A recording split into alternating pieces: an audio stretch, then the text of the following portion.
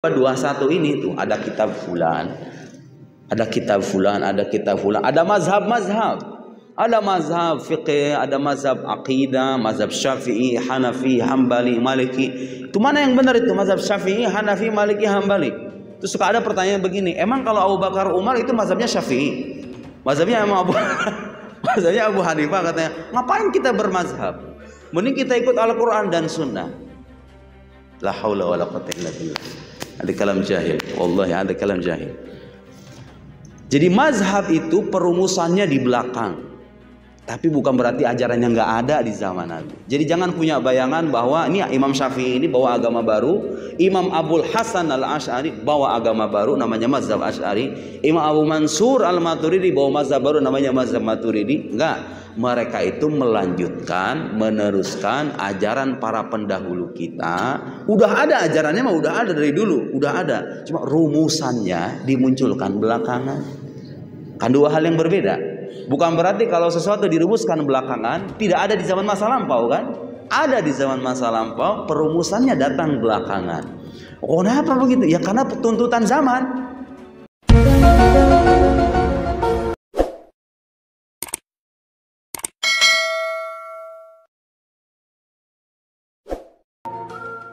Assalamualaikum warahmatullahi wabarakatuh. Alhamdulillah wassalatu wassalam ala habibina wa syafi'ina Rasulillah wa ala alihi wa sahbihi wa man walah wattaba'a hudah wa ba'd. Allahumma akhrijna min dhulumatil wahm wa akrimna bi nuril fahm waftah alaina bi ma'rifatil ilm wassahil akhlaqana bil hilm waj'alna mimman yastami'una al qawl fayattabi'una ahsana. Subhanaka la ilma lana illa ma 'allamtana innaka antal alimul hakim wa la haula wa la quwwata illa billahil aliyyil azim. Allahumma 'allimna ma yanfa'una wa zidna ilma wa ba'd. Alhamdulillah, itu doa kemana-mana saya Pak ceramah selalu menggunakan doa itu dari dulu sampai sekarang. Wa doa Syekh Said Ramadan Al-Buti rahimahullah. Itu doa yang biasa diucapkan oleh seorang ulama besar asal Suriah. Saya sangat mengagumi beliau waktu saya kuliah sampai sekarang. Wa tuwfiya syahidan, wafat sebagai syahid, Syekh Muhammad Said Ramadan Al-Buti, alim zahid wa nahsibuhu minal awliya, min awliyaillah. Kita meyakini beliau sebagai waliullah. Beliau punya banyak kitab.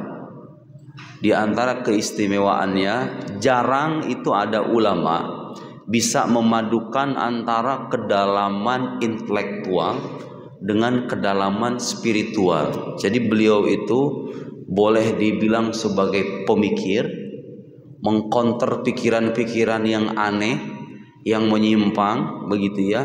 Tapi dalam saat yang sama beliau juga punya kitab-kitab yang seperti Syarah Hikam yang menggugah spiritualitas, yang menggugah sisi batiniah.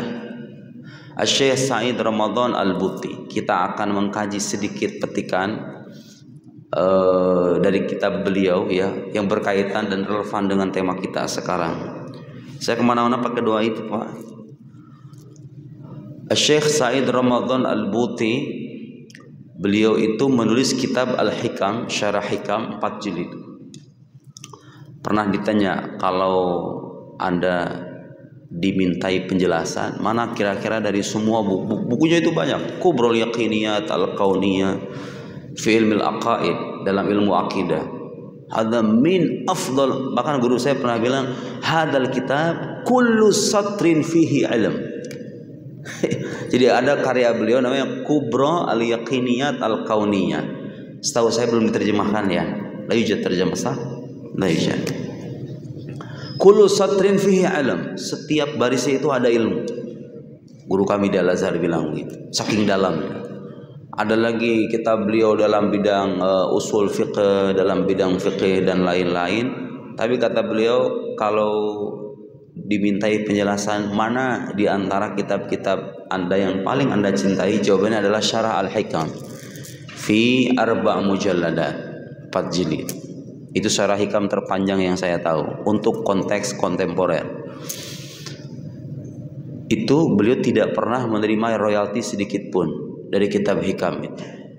Padahal itu kitab dijual di dunia Arab itu masyhurnya minta ampun. Jadi itu levelnya sudah bukan ya level internasional, bestseller internasional. Hampir sebagian besarnya katanya donasikan untuk warga Palestina, warga Gaza. Subhanallah. Selama hayatnya beliau itu tidak punya mobil. Rumah beliau sampai akhir hayat udah sepuh begitu, tetap tidak berpindah, tetap di lantai sekian berapa kan, kalau di Arab itu rumah apartemen begitu ya, flat begitu. Tidak punya mobil, alim zahid. Pernah ditawari sama pemerintah di zamannya, ditawari kendaraan, ditawari uang dan lain-lain. Jawaban beliau apa? La taj'alni 'abdan lil amwal. Jangan jadikan aku sebagai hamba bagi harta. Ditolak itu mentah-mentah. Dan memang ada orang-orang kayak gitu, Pak. Ada orang-orang yang kalau dikasih duit itu dia nolak. Kalau orang-orang kayak kita, ya jangankan kita, saya dikasih uang begitu, mana mungkin menolak? Ada, Pak. Ada. Nah, itu relevan dengan tema kita sekarang. Itulah yang disebut dengan ihsan. Orang yang sudah sampai pada maqam ihsan, hatinya bersih, batinnya bening, tidak punya kepentingan duniawi, isi hatinya itu kalau dibelah hanyalah Allah Subhanahu wa taala saja. Ada orang-orang semacam itu banyak contohnya. Banyak contohnya dan kadang-kadang kalau untuk ukuran kita tuh kadang terheran-heran, Pak. Emang ada ya? Orang nggak suka dengan uang tuh emang ada ya? Bukan nggak suka dengan uang. Ada Zuyina linnasi hubbus syahawati minan nisa wal banin wal qanatiril muqantarati minadh dhahabi wal fiddati wal khailil musawwamati wal an'ami wal harth. Dijadikan indah bagi pandangan manusia itu hubbus syahawat, cinta terhadap hal-hal yang diinginkan. Minan nisa, perempuan. Apa kalau ditawari kawin lagi sebenarnya mau kan? Normalnya kita ini kalau ditawari perempuan kita suka kan sebetulnya. Ini jomblo-jomblo ini kalau disuruh kawin pasti mereka semangat mau. Memang fitrah manusia, fitrah manusia. Minan nisa wal banin la khalas ana aktafi bi zawjah wahidah faqat. Ana aktafi zawjah wahidah. Kalau bagi saya cukup satu istri aja.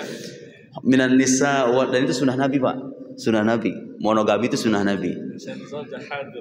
Yahtaj ila syarah hasan zawjah hadir.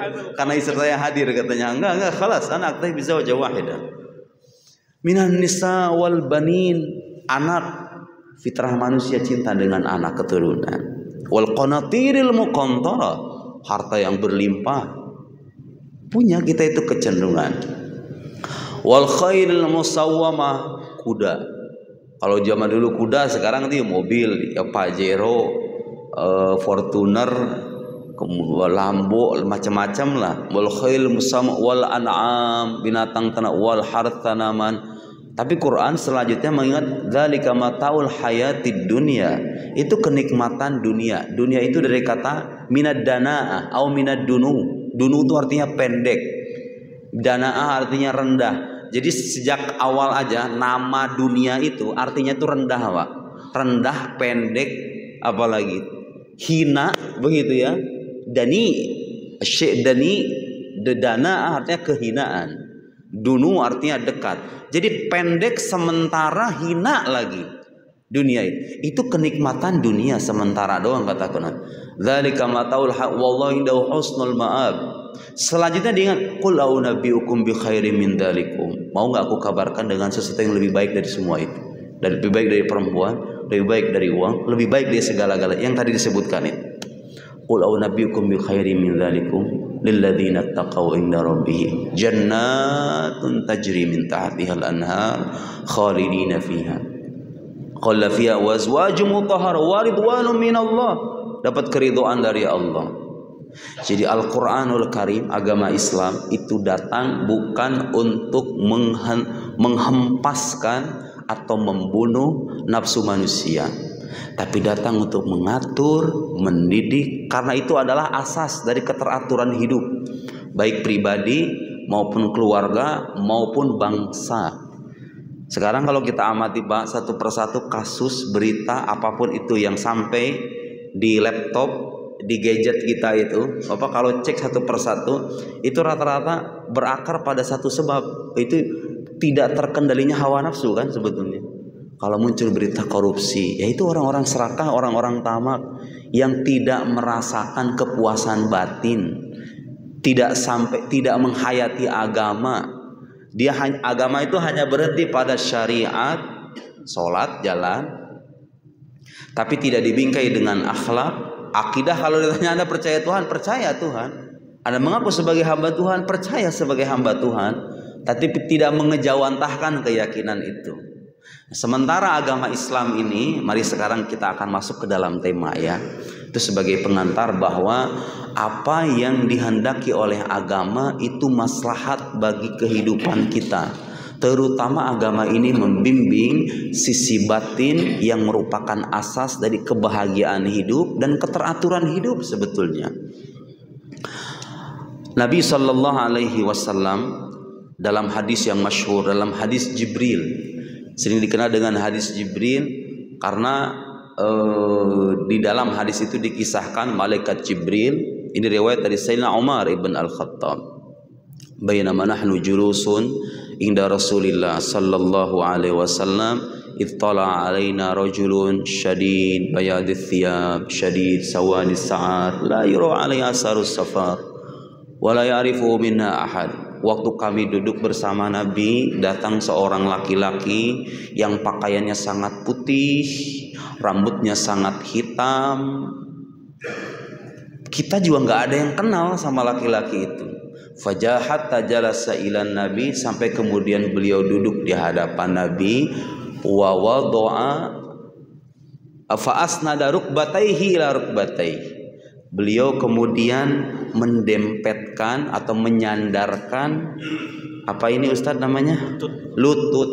Lututnya ke lutut Nabi. Wa wadu'a kaffaihi ala fakhidaihi.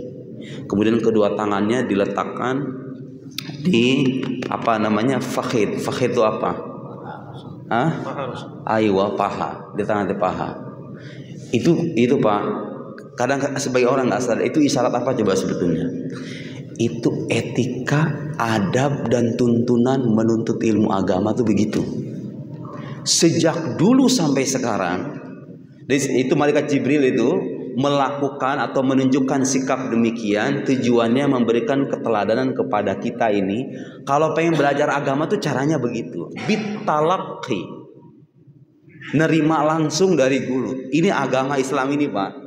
Untuk kita paham itu harus belajar dari guru, bukan hanya bersandar pada buku. Makanya Bapak kalau lihat orang yang belajar agama dengan bermodalkan majalah, dengan bermodalkan artikel internet, dengan bermodalkan sohaif, lembaran-lembaran, itu biasanya aneh-aneh pikirannya. Ya, sahih ada kalam sahih. Bahkan ada istilah dalam tradisi keilmuan Islam, ada orang-orang yang kita sebut sebagai sohafiyun. Sohafiyun itu orang alladzina yatalaqawun ulumahum minas suhuf. Mereka-mereka yang nerima ilmunya itu dari lembaran buku. Bukan berarti baca buku itu nggak boleh. Nggak, baca buku itu harus. Cuma itu bukan sandaran utama. Bapak kalau lihat ilmu-ilmu keislaman dari mulai tafsir, hadis, fiqh, al-usul, dan semuanya itu ilmu-ilmu keislaman hampir semuanya terwariskan kepada kita itu bitalaqi.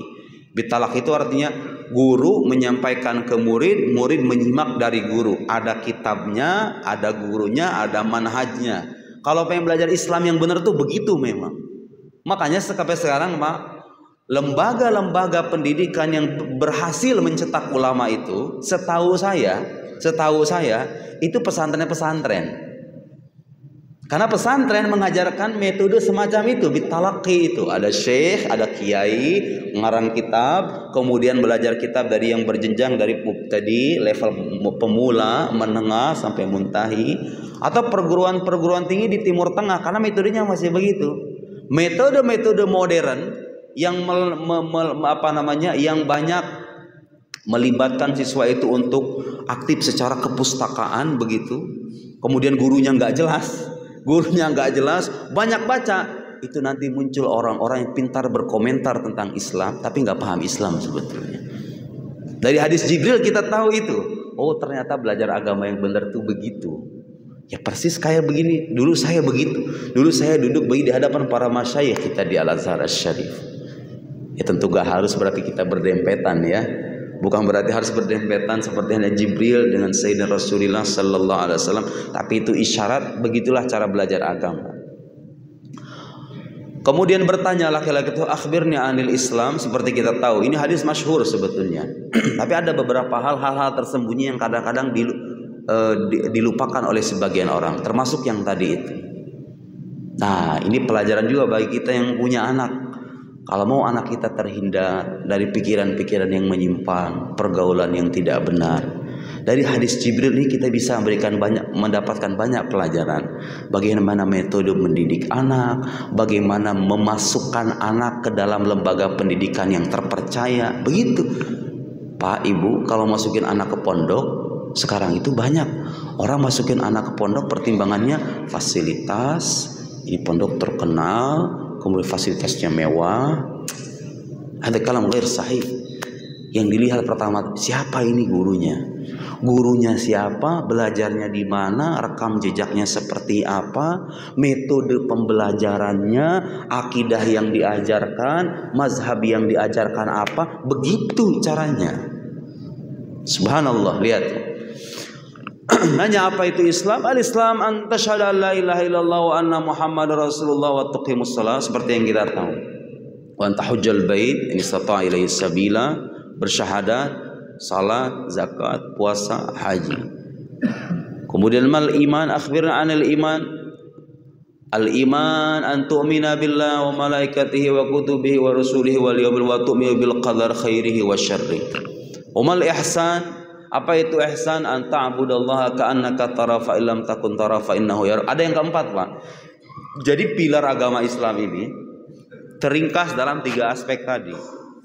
Agama ini datang mengatur sisi lahiriah manusia, tindak tanduk kehidupan kita, sholat kita, ibadah kita, muamalah kita, begitu ya. Lahir nanti ilmu dari yang bagian pertama mal Islam itu, lahir ilmu namanya ilmu fikih. Mengatur cara orang sholat, cara orang puasa, cara orang haji. Tapi kan nggak cukup. Kita beragama kalau sampai di situ doang kan nggak cukup sebetulnya. Agama itu kan nggak cuma ritual. Nah, ketika bertanya mal iman, apa itu iman? Lahir nanti ilmu namanya aqidah, ilmu tauhid, ilmu kalam, ilmu usuluddin, kulluha bima'nan wahid. Ilmu yang bahas tentang dasar-dasar keyakinan. Begitu ngajarin agama itu. Saya pernah dapat info dari satu masjid, pengajiannya aktif, setiap hari hampir nggak pernah libur. Diadakan penelitian di masjid itu. Setelah diadakan penelitian, ternyata sebagian besar majlis dan ceramahnya itu banyak membahas tentang tasawuf, tentang tafsir, tentang hadis. Terus saya lihat, terus kalau akidah berapa persen Pak persentasenya? Oh, tasawuf itu hampir sekian puluh persen, hadis tafsir sekian puluh persen, akidah itu cuma 5%. Hanya 5% ustadz yang mengajarkan akidah kepada umat. Saat berlimpahnya orang-orang bicara tentang agama ini dengan aspek, memang kan kalau di kota mah lebih suka begitu Pak, orang ceramah agama itu, ceramah-ceramah penyejuk batin begitu ya, yang menggugah spiritualitas. Pikiran akidah itu cuma 5%. Ya Allah, itu kebalik kata saya. Sekolah fikih berapa persen Pak? Sama, dikit. Padahal itu inti ajaran Islam ini kalau mau diringkas, dengan segala dan beragam karya para ulama yang beribu-ribu jilid itu, kalau mau dikerucutkan itu 3 hal itu. Ilmu yang fardu ain itu Pak, yang thalabul ilmi faridatun ala kulli muslimin, yang benar-benar wajib aini bagi kita itu pertama ilmu fikih. Karena tanpa ilmu ini kita nggak bisa sholat. Sholat mah bisa, cuman untuk menjadikan sholat ini sah atau tidak harus ada ilmunya. Makanya ada ungkapan tidurnya orang berilmu itu lebih baik ketimbang sholatnya orang bodoh. Karena orang bodoh ketika sholat dia nggak pakai ilmu, ujung-ujung nggak diterima, nggak sah. Tapi kalau orang berilmu ketika dia tidur nawaitunya itu udah beda kan? Iya enggak? Karena dia punya ilmu. Ketika dia tidur dia nawaitunya berbeda begitu. Jadi ibadah ilmunya. Sementara orang bodoh yang sholat ibadahnya sia-sia. Jadi ilmu fikih itu harusnya jadi prioritas. Kalau kita mengajarin agama ke anak kita, ke santri kita, ajari ilmu fikih, wajib hukumnya. Yang kedua ilmu akidah. Ilmu akidah lahir dari situ, kemudian nanti ilmu aqaid, ilmu usuluddin, ilmu kalam. Para ulama kemudian membahas satu persatu tuh hal-hal yang berkaitan dengan ketuhanan, kenabian, hal-hal gaib, diperinci dalil-dalilnya. Memang Pak, kalau di zaman Nabi itu nggak ada sebetulnya wujud qidam baqa mukhalafal hawadis qiyamuhu binafsi wahdaniyah. Hafalan sifat 20 zaman Nabi nggak ada hafalan sifat 20. Tapi akidah itu udah ada gitu loh. Rumusan, maksud saya rumusan bahwa ini namanya dalil hudus. Ini bukti keberadaan Allah, namanya dalil hudus. Ini dalil imkan. Kemudian ini dalil bahwa Allah itu punya sifat baqa, punya sifat qidam, mukhalafal hawadis. Versi rumusan yang kita terima sekarang kalau dilacak di zaman Nabi ya emang nggak ada. Tapi bukan berarti Nabi dan sahabat nggak meyakini itu ya. Jadi akidah, bedakan ini nih. Bedakan ini, sering orang nggak salah paham ini. Bedakan antara perumusan terkait suatu ajaran dengan ada atau tidaknya ajaran itu sendiri. Jadi begini, Bapak sekarang kalau belajar fikih dengan bab-bab tertentu dan dalil-dalil tertentu, di zaman Nabi memang nggak ada. Di zaman Nabi memang nggak ada. Tapi bukan berarti fikih itu nggak dipraktekkan di zaman Nabi. Akidah yang kita terima sekarang, yang dari Ummul Barahin, Jauharatut Tauhid, Al-Kharid Al-Bahiyah, yang kita pelajari itu akidah Ahlus Sunnah dengan versi rumusan yang udah tertata rapi itu. Memang kalau dicari di zaman Nabi memang nggak ada. Bapak kalau nyari di Al-Quranul Karim itu sifat 20 misalnya, ya emang nggak ada. Tapi nggak ada secara rumusan, bukan berarti nggak ada secara wujudnya. Nabi sejak dulu akidahnya tuh sama Pak, sama kayak kita. Allah itu tidak bermula, Allah itu tidak berakhir, Allah itu beda dengan makhluk. Cuma rumusan-rumusan ini munculnya belakangan. Dirumuskan sama siapa? Sama ulama-ulama yang lebih paham tentang Islam. Mereka itu berijtihad, memudahkan. Saya sering ngasih permisalan begini. Itu Quran, Sunnah. Untuk kita paham perlu sekian banyak alat. Mereka itu memasak istilahnya, ulama kita itu. Anggaplah misalnya, mungkin ini permisalan tidak sepenuhnya tepat. Anggaplah itu bahan mentah. Kayak ada masakan Pak, sayuran, ya brokoli, ya tempe, ya tahu. Seret, ini bahan mentah. Kalau kita makan langsung kan gak enak Pak sebetulnya bahan mentah ini. Terus gimana caranya supaya enak? Dimasak. Nah Quran Sunnah itu anggaplah kita anggap sebagai bahan mentah itu, kemudian diolah. Nah kita ini yang hidup abad 21 ini tuh ada kitab fulan, ada mazhab-mazhab, ada mazhab fiqih, ada mazhab aqidah, mazhab Syafi'i, Hanafi, Hambali, Maliki. Itu mana yang benar itu mazhab Syafi'i, Hanafi, Maliki, Hambali? Terus suka ada pertanyaan begini, emang kalau Abu Bakar Umar itu mazhabnya Syafi'i, mazhabnya emang Mazhabnya Abu Hanifah katanya, ngapain kita bermazhab? Mending kita ikut Al-Quran dan Sunnah. La haula wa la quwwata illa billah. Ada kalam jahil. Wallahi ada kalam jahil. Jadi mazhab itu perumusannya di belakang. Tapi bukan berarti ajarannya nggak ada di zaman Nabi. Jadi jangan punya bayangan bahwa ini Imam Syafi'i ini bawa agama baru, Imam Abul Hasan Al-Asy'ari bawa agama baru namanya mazhab Asy'ari, Imam Abu Mansur Al-Maturidi bawa mazhab baru namanya mazhab Maturidi. Enggak, mereka itu melanjutkan, meneruskan ajaran para pendahulu kita. Udah ada ajarannya mah udah ada dari dulu, udah ada. Cuma rumusannya dimunculkan belakangan. Kan dua hal yang berbeda. Bukan berarti kalau sesuatu dirumuskan belakangan tidak ada di zaman masa lampau kan? Ada di zaman masa lampau, perumusannya datang belakangan. Oh, kenapa begitu? Ya karena tuntutan zaman.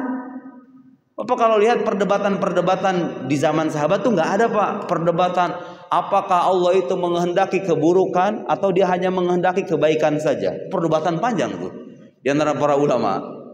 Kalau misalnya Allah itu berkuasa, apakah Allah berkuasa dengan sifat kuasa atau berkuasa dengan dirinya?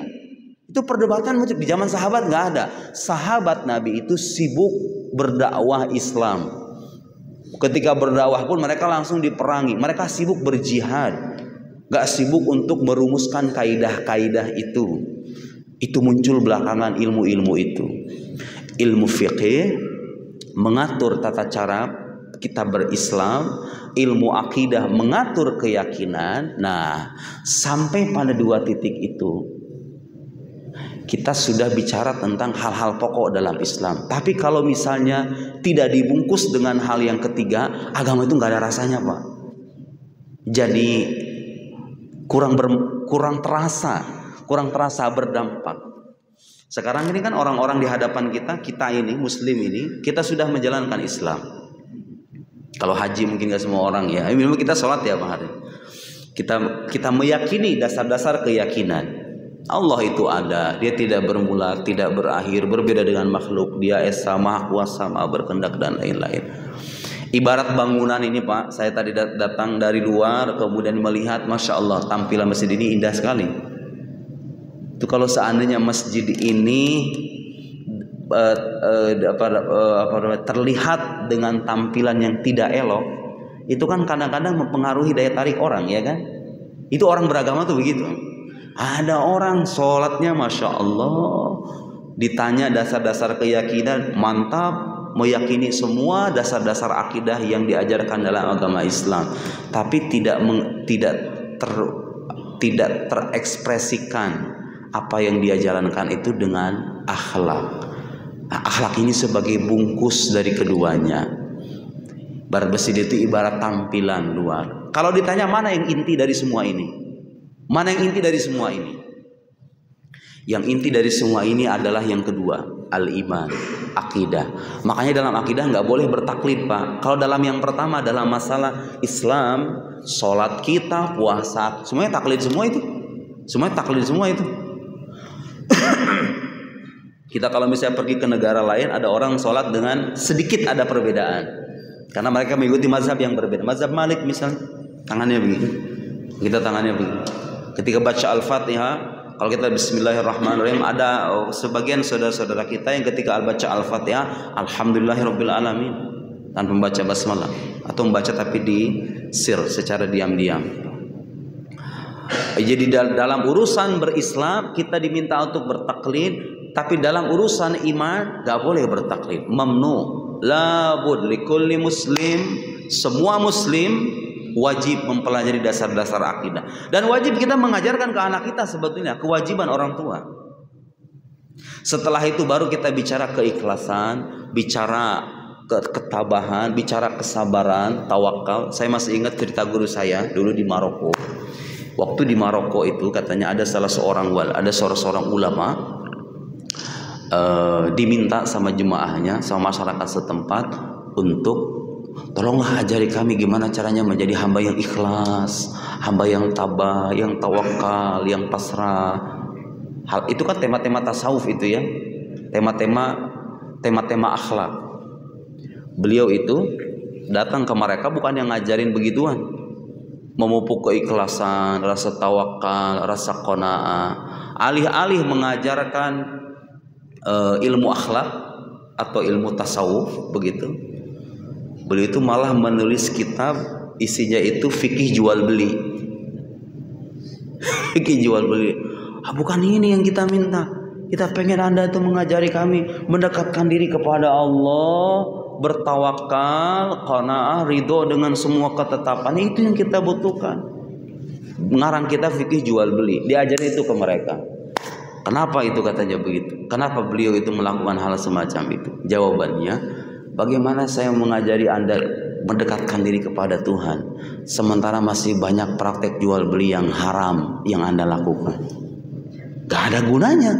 Kita loncat langsung ke makom ihsan tanpa tahakkuk bil Islam, tanpa menjalankan Islam dengan baik, menghindari keharaman.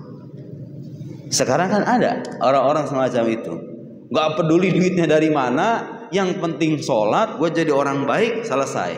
Salah.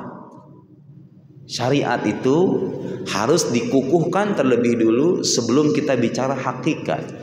Sebelum kita bicara bagaimana, saya dulu di di daerah Tegal Pak, ada seorang kiai. Itu lihat orang, kalau ulama itu kadang namanya ulama ya, sudut pandangnya beda sama kita. Ada kiai namanya Kiai Asmawi. Kiai Asmawi itu orang Tegal. Beliau itu sekarang usianya hampir 90 tahun. Mengajar dari usia 30.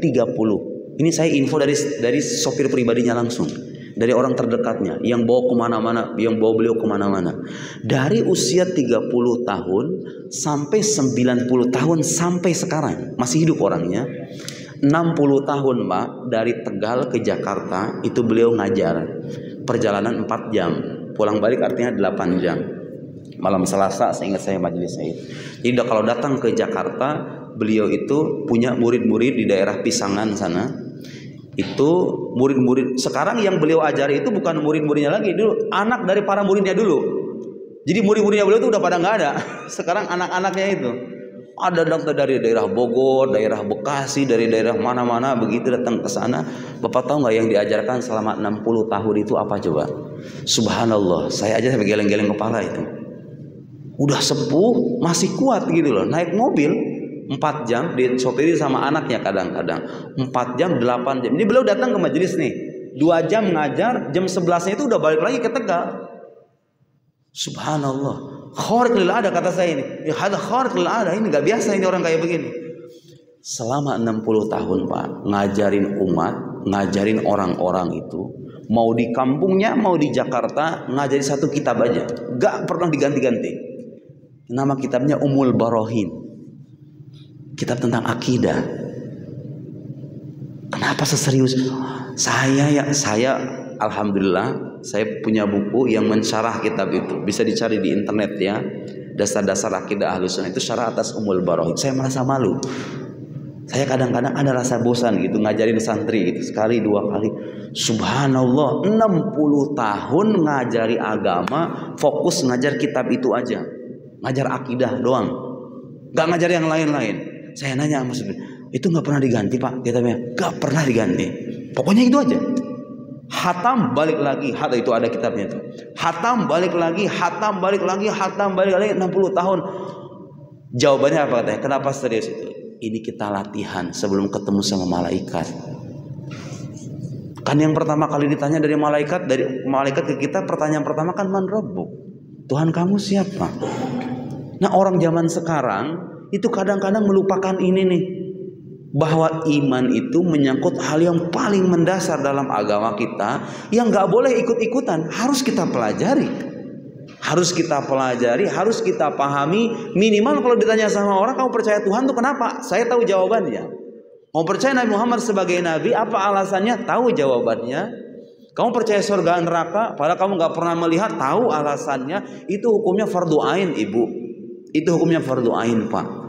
Hukumnya fardu ain. Lihat ada orang seserius itu. Ulama tahu kedudukan ilmu ini dalam agama Islam. Subhanallah diajarkan sampai detik ini. Subhanallah. Muncul nanti ulama aqaid, ulama kalam, mutakallimun yang membahas tentang iman ini nih. Dan itu kitabnya berjilid-jilid Pak. Ya kalau orang-orang kayak kita nggak perlulah mendalami kitab yang berjilid-jilid itu. Itu tugasnya akademisi. Tugasnya mahasiswa, tugasnya anak bapak kalau kuliah di Al-Azhar, kalau kuliah di Maroko, kuliah di mana-mana, silahkan ajari kitab itu. Pelajari kitab itu. Setelah iman, Islam, ihsan ini nanti muncul satu ilmu namanya ilmu tasawuf. Sebagian orang nggak suka dengan nama tasawuf. Sebagian orang menganggap tasawuf itu ya bid'ah. Itu tadi. Kalau kita paham apa yang saya sampaikan tadi, nama tasawuf itu nggak ada di zaman Nabi. Yes, tidak ada tasawuf dengan nama tasawuf di zaman itu nggak ada. Tapi bukan berarti ajaran tasawuf itu nggak ada di zaman Nabi. Ajarannya ada, rumusannya belakangan gitu loh. Kenapa tasawuf itu katanya kalau tasawuf yang benar tasawufnya Imam Ghazali, kalau mazhab dalam akidah mazhabnya Asy'ari. Kalau dalam fikih mazhab ada Syafi'i, ada Hanafi, Hambali, Maliki. Ngapain itu mazhab-mazhab itu? Kenapa harus bermazhab-mazhab kayak begitu? Ya mungkin sebagian di antara kita nggak perlu penjelasan begini, tapi banyak orang di luar sana masih perlu penjelasan itu. Ngapain itu mazhab? Kalau dalam fikih, tadi kita bicara Islam, muncul ilmu fikih, lahir mazhab-mazhab. Dan bicara iman, muncul ilmu namanya ilmu akidah, lahir mazhab-mazhab. Ada mazhab Asy'ari, mazhab Maturidi, ada Mu'tazilah, ada Salafiyah, ada Syiah dan lain-lain. Kemudian kalau kita bicara tasawuf ada tarekat-tarekat, Pak. Ada tarekat Syazuliyah, tarekat Rifaiyah, Dasuqiyah, tarekat Tijaniyah, Qadiriyah. Aywa fi turuq katsira. Mazhab-mazhab baik dalam fikih, mazhab dalam akidah, tarekat-tarekat dan tasawuf itu adalah ijtihad para ulama-ulama kita, ijtihad para ulama muslim dulu untuk memudahkan agama ini kepada generasi kita sekarang ini. Jadi kita ini kalau ngikutin mazhab Syafi'i, kita ngikutin Al-Quran dan Sunnah Nabi melalui orang yang pemahamannya lebih mendalam dan lebih terpercaya ketimbang kita. Kalau saya bermazhab atau bertarekat, tarekat Syazuli misalnya. Ngomong-ngomong Imam Syazuli itu nggak punya karangan, nggak punya mu'allaf, nggak punya kitab. Beliau pernah ditanya, beliau itu seorang tokoh besar, Imam Syazuli, Imam Abul Hasan Asy-Syazuli atau Asy-Syazili. Makamnya di Mesir ada, Pak, di Humayfarah. Itu perjalanan dari Kairo sekitar 16 jam begitu ya. Saya pernah ziarah ke sana itu. Tidak ada kehidupan dulunya. Beliau itu minta kepada Allah supaya diwafatkan di tempat yang tidak pernah terjadi maksiat. Imam Abul Hasan Asy-Syazuli itu minta kepada Allah diwafatkan di tempat yang tidak pernah terjadi maksiat dan Allah kabulkan permintaannya. Dalam perjalanan menuju haji bersama para pengikutnya, beliau berjalan daerah Humayfarah, itu tempat gak ada kehidupan dulunya. Jadi kita kalau ke sana kita melewati gunung-gunung bebatuan khas Arab itu, gak ada kehidupan sama sekali. Baru ketika muncul di pojok itu sampai ke makam beliau baru ada kehidupan di sana. Lihatlah seorang wali dalam keadaan hidup mereka dibutuhkan manusia, dalam keadaan mati mereka lebih dibutuhkan lagi. Gara-gara dulunya tanah mati, gara-gara ada makam beliau jadi ada kehidupan terpencil. Namanya Humayfarah. Imam Abul Hasan tidak meninggalkan karangan, tapi beliau punya murid banyak. Di antara muridnya yang pasti dikenal sama orang Indonesia, generasi setelah beliau tentunya bukan murid langsung ya, Imam Ibn Athaillah As-Sakandari. Itu termasuk karena beliau benar murid Abdul Abbas, muridnya Imam Abul Hasan Asy-Syazili. Jadi sanad tarekatnya yang punya kitab Hikam. Imam Abul Hasan gak punya karangan, tapi beliau mengatakan kutubi ashabi, kitab-kitabku adalah para sahabatku. Dilanjutkan itu ajaran tasawuf beliau itu sama murid-muridnya, murid-muridnya mengajarkan ke murid-muridnya, murid-muridnya ini ngarang kitab-kitab, ngarang kitab hikam, ngarang kitab fulan, kitab ini diajarkan lagi ke murid-muridnya. Nanti muncul lagi karangan-karangan, ada koreksi, ada penambahan, lahirlah tarekat namanya Syazuliyah. Mazhab Syafi'i juga gitu. Sekarang ini, Pak, kalau kita tanya sama ahli-ahli fikih, kalau saya pengen tahu mazhab Syafi'i, langsung baca kitabnya Imam Syafi'i? Enggak. Saya enggak menemukan ahli fikih yang kalau ada orang awam, saya pengen belajar Ustadz mazhab Syafi'i, disuruh membaca kitab misalnya, gak ada itu. Pasti awal-awal itu disuruh baca apa? Matan Takrib, Fathul Qorib, Al-Iqna, itu kan. Kemudian Hasyiah Baijuri, nanti muncul kemudian Minhajut Thalibin dan lain-lain. Kenapa harus dari situ? Ya karena itu versi yang sudah disederhanakan. Jadi agama yang kita terima sekarang dengan mazhab-mazhabnya itu Islam, versi Islam yang sudah disederhanakan. Supaya kita paham agama ini dengan baik. Karena kalau langsung merujuk Al-Quran dan Sunnah, kita nggak bisa. Nanti kalau udah selesai kitab-kitab itu tuh, baru langsung ke Nanti belakangan itu. Dan bukan levelnya kita baca kitab Imam Syafi'i itu. Bukan levelnya kita. Itu ulama Imam Syafi'i mengarang kitab, mengajarkan ke murid-muridnya. Beliau punya murid Al-Buaiti, Al-Muzani. Nanti itu diajar sama Imam Nawawi, Imam Ramli, Imam Rafi'i, Imam Fulan. Diwariskan ke murid-muridnya. Lahir mazhab. Beliau sendiri nggak bilang sama orang-orang, ayo semua berkumpul, aku ingin mendirikan mazhab namanya Syafi'i. Gak. Mazhab Imam Asy'ari termasuk. Imam Abul Hasan Al-Asy'ari nggak bilang ke orang-orang, aku ingin mendirikan mazhab namanya Asy'ari. Enggak. Imam Abul Hasan Asyadzili atau Imam Abu Hamid Al-Ghazali tidak mempromosikan ke orang ini tasawuf versi Al-Ghazali. Tidak. Itu dimunculkan, mazhab itu muncul setelah semuanya komplit. Kaidah-kaidah keilmuannya, pemahaman ulama terwariskan dari satu generasi ke generasi yang lain. Terjadi perbedaan pendapat kadang-kadang antara ulama mazhab, antara Imam Syafi'i dengan Imam Nawawi, antara Imam Abul Hasan Al-Asy'ari dengan Imam Ar-Razi. Terjadi itu dalam mazhab. Terjadi itu dalam mazhab. Kenapa harus begitu? Karena zaman terus berubah. Tuntutan umat senantiasa berkembang. Apa yang dibutuhkan sama orang dulu boleh jadi nggak butuh bagi orang zaman sekarang. Saya dulu waktu di Al-Azhar belajar kitab akidah 8 jilid Pak, kayak gini nih. Syarah Mawaqif, kemudian syarah Maqasid. Itu syarah Mawaqif 8 jilid segini nih, juga betapa kayanya itu ilmu khazanah keilmuan 8 jilid. Itu jilid 1 sampai jilid 6 itu bukan membahas akidah, membahas filsafat. Baru jilid 7 di jilid ke-8 baru bicara ketuhanan, bicara kenabian. Jilid 7 di jilid ke-8. Zaman sekarang orang udah nggak perlu tuh pembahasan filsafat begitu. Sebagiannya ya, sebagian masih perlu, sebagiannya lagi enggak. Tapi bukan berarti kita kesampingan, tetap dipelajari. Tapi kita harus tahu perkembangan zaman. Dulu di zaman beliau nulis kitab itu, orang butuh itu. Di zaman Imam Abul Hasan Al-Asy'ari nggak ada pembahasan yang rumit semacam itu. Atau di zaman sebelum Imam Abul Hasan Al-Asy'ari, di zaman salafus soleh, apalagi di zaman sahabat, gak perlu ada pembahasan yang panjang lebar semacam itu. Karena sahabat-sahabat dulu ketika Nabi mengajarkan, mereka langsung menerima, selesai. Nah, muncul perkembangan zaman, ada orang-orang non-muslim meragukan agama Islam, harus ada bantahan atas bantahan, kaidah-kaidah keilmuan dikembangkan, lahir kitab-kitab, lahir mazhab namanya Asy'ari, lahir mazhab namanya Syafi'i. Lahir mazhab, lahir tarekat salaf namanya tarekat Qadiriyah, Naqsyabandiyah, Syazuliyah dan lain. Itu ijtihad para ulama. Harus nggak? Harus diambil nggak? Harus nggak? Harus bermazhab nggak? Itu pertanyaan. Berkaitan bicara sekarang Islam, iman, ihsan, harus nggak kita bermazhab? Ya harus. Mana dalilnya? Aina dalil gitu pertanyaan sebagian orang itu. Mana dalilnya katanya kalau kita harus bermazhab? Ayo. Supaya sedikit ngaji ya saya bacakan kitab dari ulama yang tadi saya sebut namanya. Syekh Sa'id Ramadan Al-Buti rahimahullah. Jadi kadang-kadang kita menjumpai nih sebagian orang yang kalau tidak menemukan suatu ungkapan harus bermazhab. Dilihat di Quran, enggak ada nih harus bermazhab gitu. Dengan begitu polosnya. Menemu ungkapan Allah Subhanahu wa taala tidak bertempat, dilihat di Qur'annya, enggak ada nih di Qur'an. Jadi istilah enggak ada di Al-Qur'an itu redaksinya enggak ada di Qur'an gitu. Jadi enggak sepolos itu ya.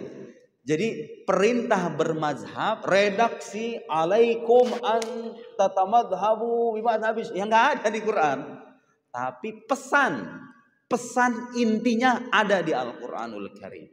Syekh Sa'id Ramadan Al-Buti, beliau mengarang kitab bahkan judulnya itu Al-Madhabiyah, Akhtar Bid'ah Tuhaddid Asy-Syari'ah Al-Islamiyah. Anti mazhab.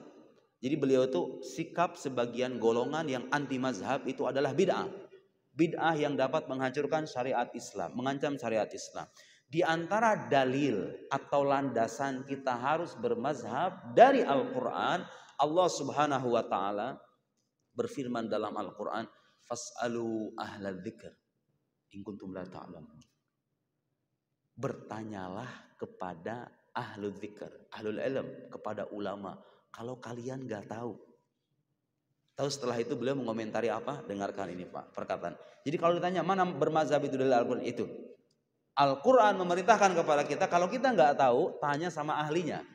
Dan saya kira itu sangat logis sekali. Di mana-mana kita kalau bicara disiplin keilmuan, kedokteran, ilmu agama, kalau pengen tahu ini benar atau salah, tanya ahlinya.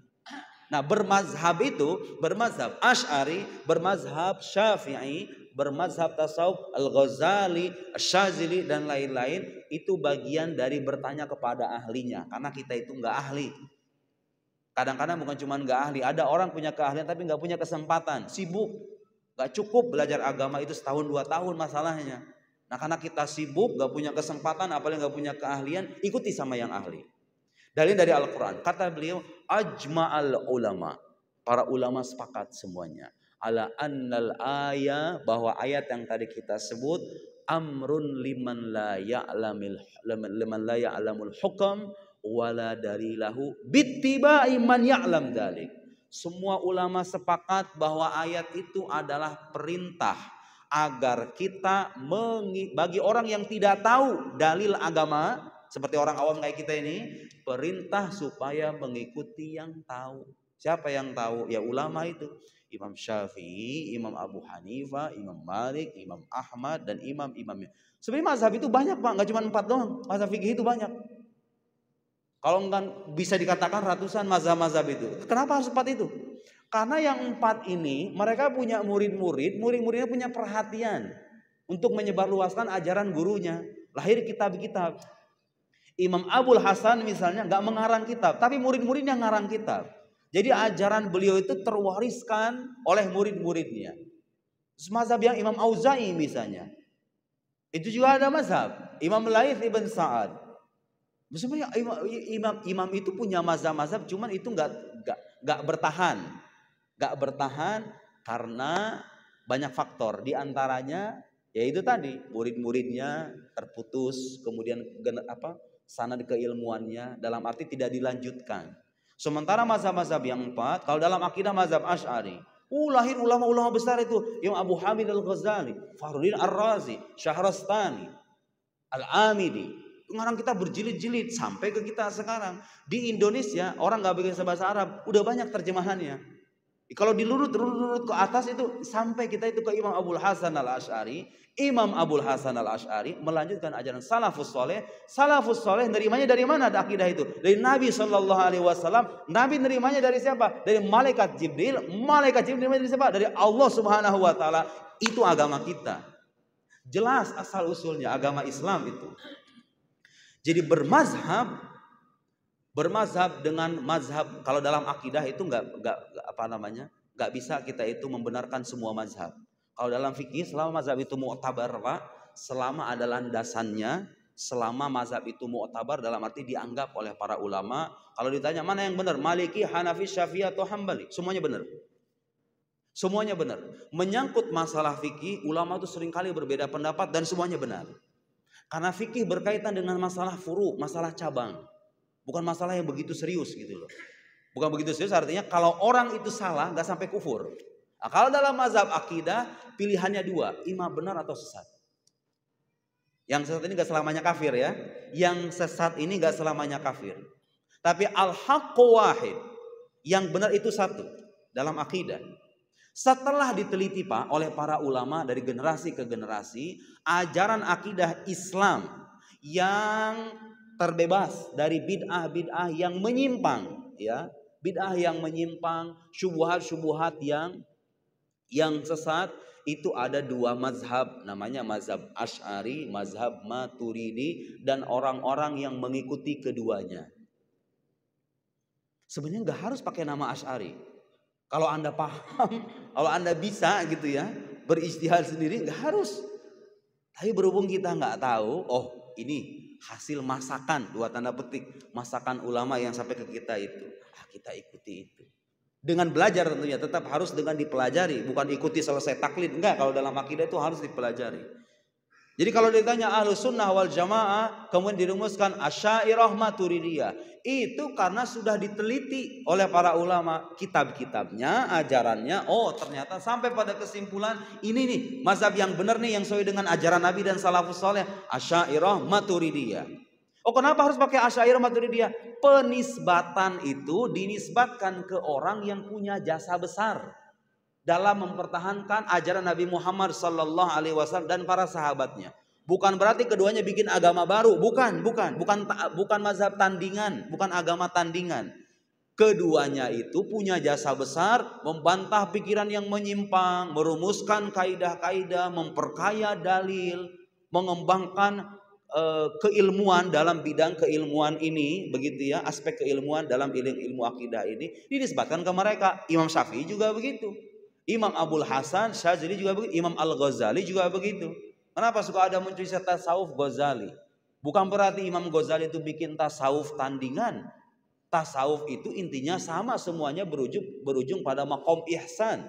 Imam Ghazali punya jasa untuk merumuskan tasawuf itu dengan sedemikian matang. Dalam kitab Ihya Ulumuddin, ada kitab Bidayatul Hidayah, Minhajul Abidin, kitab fulan, disebutlah tasawufnya Ghazali.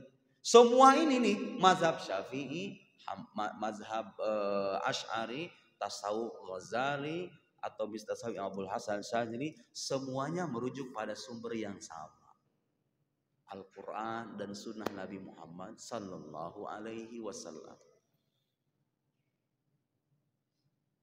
انظر الساعة الساعة 6:30 صح؟ أيوة سنفتح باب الأسئلة لو وجد سؤال. Saya kira itu cukup ya sebagai pembekalan minimal untuk diri kita dan orang-orang sekitar kita. Karena sekarang zaman fitnah, Pak. Nabi dulu udah mengabarkan, saya ati alan nasi zaman. Dulu Nabi sama sahabatnya bilang begini, innakum fi zaman kathirun fuqa'uhu qalilun khutobauhu. Kalian ini wahai sahabat-sahabatku, ada pada zaman di mana ahli agamanya banyak, para pengkhotbahnya sedikit. Wasayati alan nasi zaman qalilun fuqahauhu kathirun khutobauhu. Nanti akan ada masa, kata Nabi, masa kita sekarang nih kayaknya. Bukan kayaknya, Pak, udah nyata. Masa kita sekarang ini ahli agamanya dikit, yang khotbahnya banyak, yang bikin channel YouTube-nya seabrek-abrek, ngomong agama cas-cesos kesana kemari. Dilihat dari mana ini ustadz sebetulnya. Bukan ustadz ternyata, bahasa Arab saja tidak bisa, tapi diikuti masya Allah oleh jutaan orang. Lihat, Nabi udah tahu nasihat Nabi, Pak, di zaman kita ini. Kalau di zaman sahabat dulu ulamanya banyak, yang ngomongnya dikit. Kata Nabi kalau zaman dulu, al amal fi khairun minal ilm. Amal soleh di zaman Nabi lebih baik ketimbang ilmu. Gak usah nyari ilmu, orang ahli ilmunya udah banyak soalnya. Gak usah sibuk-sibuk belajar gitu maksudnya. Makanya ilmu keislaman itu rata-rata munculnya belakangan, Pak. Dirumuskannya belakangan. Karena zaman Nabi dulu itu orang berilmunya udah, mereka itu beragama langsung mempraktekkan agama gitu loh. Gak sibuk berdebat. Sahabat dulu. Di zaman kita sekarang, di saat orang agamanya, ahli agamanya sedikit, para pengkhotbahnya banyak, seabrek-abrek, kata Nabi apa? Al-ilm fihi khairun minal amal. Ilmu lebih baik ketimbang amal saleh. Jadi Bapak duduk di tempat begini, ketimbang berzikir tasbih subhanallah 1000 kali, qul huwallahu ahad 100 kali, ketimbang begitu lebih baik beginian. Karena itu bekal kita dalam beragama, untuk membentengi diri kita dari aliran-aliran yang aneh, yang menyimpang di luar sana, baik untuk diri kita maupun orang-orang sekitar kita. Tayyib, naktafi bihadzal qadar wa naftah babal as'ilah. Nah, saya